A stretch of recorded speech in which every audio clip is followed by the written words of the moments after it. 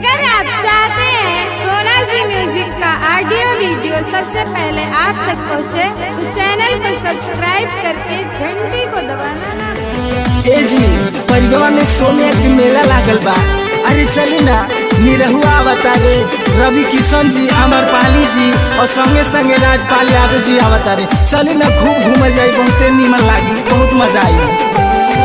हो खाता सोमयज्ञ दर्शन करादा, हो खाता सोमयज्ञ,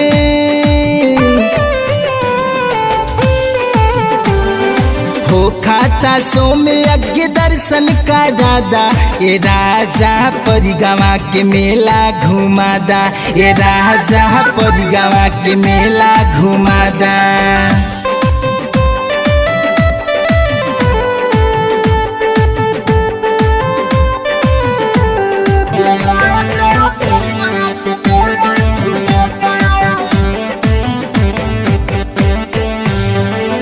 सुन ले बानी अवतारे बड़े बड़े हीरो, ऐसा ने अवसर ना मिली पिया फेरो।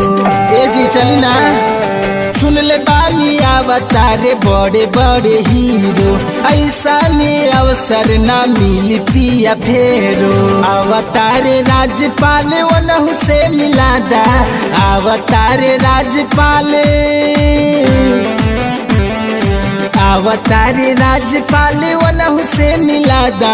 हे राजा परिगवा के मेला घुमादा, हे राजा परिगवा के मेला घुमादा। अरे घुमादा हो।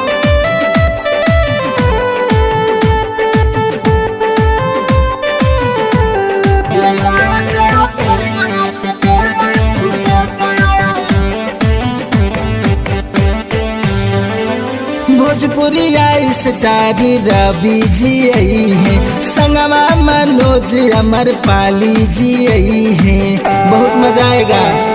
भोजपुरी स्टार निरहु जी आई है, संगमा मनोज अमरपाली जी आई है।